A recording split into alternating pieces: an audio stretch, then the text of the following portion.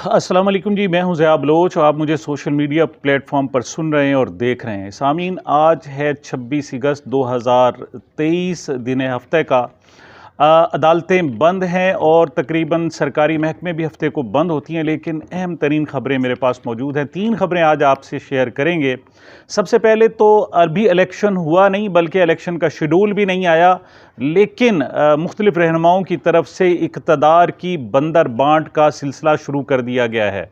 ये क्या सूरत हाल है, इस पर डिस्कस करेंगे। और बड़े अरसे बाद एक मरतबा फिर मुस्लिम लीग नून और पीपल्स पार्टी एक दूसरे के आमने सामने आ गए हैं। ये क्या पहले की तरह नूरा कुश्ती है या कुछ और है, इस हवाले से भी बातचीत होगी। और तीसरी बात कि इमरान खान से जेल में एक मरतबा फिर तफ्तीश की गई साइफ़र केस के हवाले से। उन्होंने उसमें क्या इंकशाफात किए या क्या इतराफ़ किया, इस हवाले से आप बातचीत करेंगे। सबसे पहले बात करते हैं कि अभी इलेक्शन हुए नहीं, बल्कि इक़्तिदार के हवाले से अभी कोई सोचा नहीं गया, लेकिन इक़्तिदार की बंदर बांट पहले से शुरू कर दी गई है। गुज़श्ता दिनों कहा गया था कि इलेक्शन नवंबर में होंगे, फिर कहा गया कि नहीं, इलेक्शन नवंबर में नहीं हो सकते बल्कि फरवरी में होंगे, और इस हवाले से 8 फरवरी के या 15 फरवरी के करीब करीब का वक्त भी दे दिया गया था। लेकिन कुछ माउथ पीसेस होते हैं, आप समझते हैं कि लोग जो ताकतवर होते हैं खुद नहीं बोलते, वो मुख्तलिफ ज़राए से मुख्तलिफ मुँह के ज़रिए अपनी बात को पहुँचाते हैं। ऐसा ही एक माउथ पीस कमर दिलशाद साहब हैं। ये साबिक सेक्रेटरी हैं इलेक्शन कमीशन के, और इनका मुंह, लोग कहते हैं कि इनका मुंह बंद रखने के लिए इनको पंजाब में निगरान वजीर भी बना दिया गया है। तो वो आम तौर पर इलेक्शन कमीशन की रहनुमाई करते हैं, लेकिन जो ताकतवर हल्के हैं उनके आखिर चेंज भी, इरादे तब्दील भी तो होते रहते हैं, या कोई प्रेशर आ जाते हैं, मुख्तलिफ मामलात होते हैं। तो अब उनको थोड़ा सा पीछे हटना पड़ गया। कैसे कि पहले उन्होंने कहा कि ये फरवरी में इलेक्शन हो जाएंगे। जब लोगों की तरफ से एहतजाज बढ़ा या सूरत हाल तब्दील हुई, तो उन्होंने कहा अच्छा जी, अब फरवरी को भूल जाएं, अब मई में जाकर इलेक्शन होंगे। उनसे पूछा गया क्यों, क्या वजह है? उन्होंने कहा जी 2 मामलात हैं। एक तो चूंकि सेंसस पर दस्तखत हो गए हैं, और उसके बाद हल्का बंदियां होना ज़रूरी हैं। हल्का बंदियों के बगैर इलेक्शन नहीं हो सकते। हालांकि जब सेंसस होते हैं, मरदमशुमारी होती है, तो उसका मतलब ये होता है कि आपकी आबादी बढ़ गई या कम हो गई। आबादी बढ़ जाए या कम हो जाए, तो उस आबादी के तनासब से आप कौमी असम्बली और सूबाई असम्बली की सीटें मुकर्रर करते हैं। लेकिन पाकिस्तान में चूंकि इस वक्त पार्लियामेंट मौजूद नहीं है और आइन में तरमीम के लिए 2/3 अक्सरियत की ज़रूरत है, ऐसे में अब वो कहते हैं नहीं जी, हम सीटें तो वही रखेंगे, लेकिन हल्का बंदियां लाजमी तब्दील करेंगे, हल्के लाजमी तब्दील करेंगे। भाई, जब आपने हल्कों की तादाद बराबर रखनी है, तो फिर क्या ज़रूरत है आपको हल्का बंदियां करने की, हदूद तब्दील करने की? हदूद टिपिकली एक धांधली का मंसूबा है। एक एक हल्के को देखा जाएगा कि फ़लाँ हल्के में फ़लाँ वोटर ज़्यादा हैं, उसको वहाँ से काट के दूसरे के साथ लगा दो, वहाँ से काट कर तीसरे के साथ लगा दो।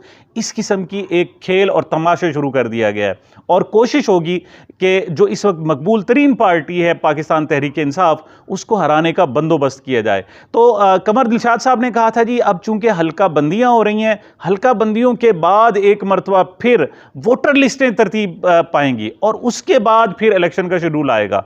इस पर पीपल्स पार्टी की तरफ से, दीगर जमातों, इवन JUIF की तरफ से भी रद्द अमल आया कि ये तो अभी आहिस्ता आहिस्ता मामला बहुत दूर होता जा रहा है। तो इस पर जनाब जो ताकतवर हल्के हैं उनकी तरफ से शटअप कॉल दी गई, इवन कमर दिलशाद साहब को, कि आप क्यों जनाब इस किस्म की बात कर दी। हालांकि पहले भी उन्हीं के हुक्म पर उन्होंने ये बात की थी। तो अब जनाब कमर दिलशाद साहब ने अपना मौक़िफ़ वापस ले लिया। उन्होंने कहा जी, अब फैसला हुआ है कि इकट्ठे ही, यानी हल्का बंदियाँ भी इकट्ठे होंगी, और आपका जनाब जो वोटर लिस्टों की तरतीब है वो भी इकट्ठी शुरू हो जाएगी। तो 14 दिसंबर तक ये मामला हल कर लेंगे, उसमें आगे 54 दिन डाल दें, तो आपका जनाब इलेक्शन हो जाएगा, जो तकरीबन बनता है जी 8 फरवरी या 15 फरवरी के जो भी इतवार होगा उसमें वो इलेक्शन हो सकता है। तो अभी इलेक्शन का जनाब शेड्यूल तक नहीं आया, सोचा नहीं गया, लेकिन बंदर बांट, इक़्तिदार की बंदर बांट शुरू कर दी गई। ये कहा है जनाब परवेज़ खटक साहब ने। उन्होंने, आपको पता है, PTI से अलहदा हुए हैं और उन्होंने PTI पार्लियामेंटेरियन बनाई है। साथ उन्होंने महमूद खान को भी अपने साथ मिलाया हुआ है। अब यहाँ पर मसला ये बन रहा था कि ये वज़ीर आज़म तो इनमें से कोई बन नहीं सकता, ये मैक्सिमम वज़ीर आला बन सकते हैं, मैक्सिमम, वो भी बहुत ज़ोर लगा के, हालांकि उसके भी कोई चांसेस नहीं है। ये ज़्यादा से ज़्यादा खैबर पख्तूनख्वा के वज़ीर आला बन सकते हैं। तो अब वज़ीर आला कौन होंगे? परवेज़ खटक होंगे या फिर महमूद खान होंगे, क्योंकि दोनों साबिक वज़ीर आला रह गए हैं। तो यहाँ पर उनकी आपस में जनाब कशमकश बढ़ गई थी।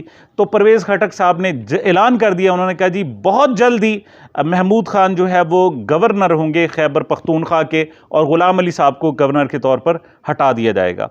अब ये किस कैपेसिटी में बात कर रहे हैं? आपको किसने कहा, किसने इख्तियार दिया कि आप किसी को गवर्नर लगाएं, किसी को हटाएं? गवर्नर वफाकी हुकूमत का सवाबदीद होती है, वफाकी हुकूमत अभी आई नहीं। तो इसका मतलब है कि आपने वही पहले से ही पन तोड़ कर रखी, जिसे पंजाबी में कहते हैं ना पन तोड़ आपने कर रखी है, और उस नेक्सस का आप बाकायदा हिस्सा हैं, इसीलिए आप जनाब इस किस्म की हरकतें कर रहे हैं। तो अब इस पर क्या जो इलेक्शन कमीशन है, क्या वो इस पर रद्द-ए-अमल दिखाता है? किसी को ऑफ़र करना कि आपको गवर्नर बना दिया जाएगा, आपको फ़लाँ ओहदा दे दिया जाएगा इलेक्शन से पहले ही, इस किस्म की हरकतें, तो क्या इस पर इलेक्शन कमीशन कोई हिस्सा, कोई रद्द-ए-अमल देता है, एक्शन लेता है या नहीं लेता? लेकिन मुझे कोई उम्मीद नहीं है। क्यों? इस वक्त दर हकीकत इलेक्शन कमीशन के ज़रिए पूरे मुल्क को, सारी सियासी जमातों को, पूरे सिस्टम को कंट्रोल किया जा रहा है, तो वहाँ वो क्यों हिस्सा लेगा? अच्छा, दूसरी तरफ बड़े अरसे के बाद दो जमातें, पीपल्स पार्टी और नून लीग, आमने सामने आ गई। यहाँ मैं थोड़ा सा इक़्तिदार की बंदर बांट के हवाले से ये भी कह दूँ कि एक पहले भी लारा लगाया गया था, और वो लारा लगाया गया था पीपल्स पार्टी को, जब ख़ुद आसिफ ज़रदारी साहब ने कहा जी कि जो 16 माह के लिए वज़ीर आज़म होंगे शहबाज शरीफ होंगे। तो तब पस मंज़र में उनके जो बात थी, जो अंदर की दिल की बात थी, वो ये थी कि उनको यकीन दिलाया गया था कि आप 16 महीने के लिए घुट भर लें, मतलब घूंट भर लें शहबाज शरीफ का, तो अगला जनाब जो वज़ीर आज़म होगा उसमें चाहें तो आप बन सकते हैं, या फिर अपने साहबजादे बिलावल भुट्टो को भी वज़ीर आज़म बना सकते हैं।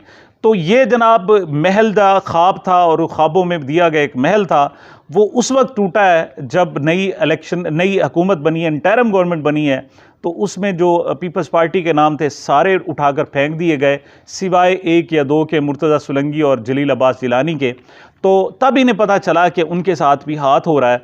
अब वो जनाब उन्होंने को उम्मीद नज़र नहीं आ रही, और जो जा रहा है जनाब खुरा वज़ीर आज़म का बनने का, वो तो किसी और की तरफ जा रहा है। तो अब उन्होंने भी आंखें दिखाना शुरू कर दी और कहते हैं नहीं जी 90 दिन में इलेक्शन होंगे, और आइन और कानून भी, उन्हें कॉन्स्टिट्यूशन बड़े अरसे बाद याद आ गया है। वो कहते हैं जी हम उनके निगहबान हैं। बहरहाल वज़ीर आज़म अगर बिलावल बन रहे हैं तो फिर उनको कोई फिर परवेज़ खटक को भी हक है कि वो जनाब महमूद खान को, अगर उन्होंने ऐलान किया है कि वो आइंदा वज़ीर आला खैबर पख्तूनख्वा होंगे, तो उसमें कौन सी क़यामत आ गई है? फिर ठीक है, पहले ही हर कोई तैयारी कर ले। मरीम नवाज़ तैयारी किए बैठी हैं, पंजाब की वज़ीर आला होंगी। जनाब शहबाज शरीफ साहब कहते हैं, अगरचे पायन का नाम लेते हैं, लेकिन पायन नवाज शरीफ का तो कोई चांस नहीं है। चांस जो है वो शहबाज शरीफ का है, तो फिर वो आइंदा के वज़ीर आज़म होंगे।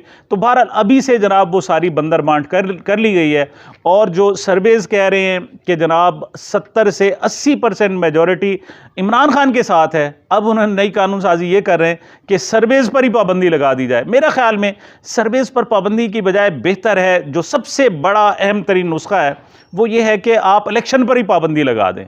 बस आप ये किसी को नामजद कर दें, वो चलता रहे। डेट भी आप इलेक्शन कमीशन से पूछ लिया करें कि जी ये 4 साल के लिए होगा, ये 3 साल के लिए होगा, ये 5 साल के लिए होगा। जैसे पहले 3.5-4 महीने के लिए जनाब आपने खैबर पख्तूनख्वा में 25 वज़ीर रखे और फिर उनको हटा दिया, अब नई की बारी आ गई।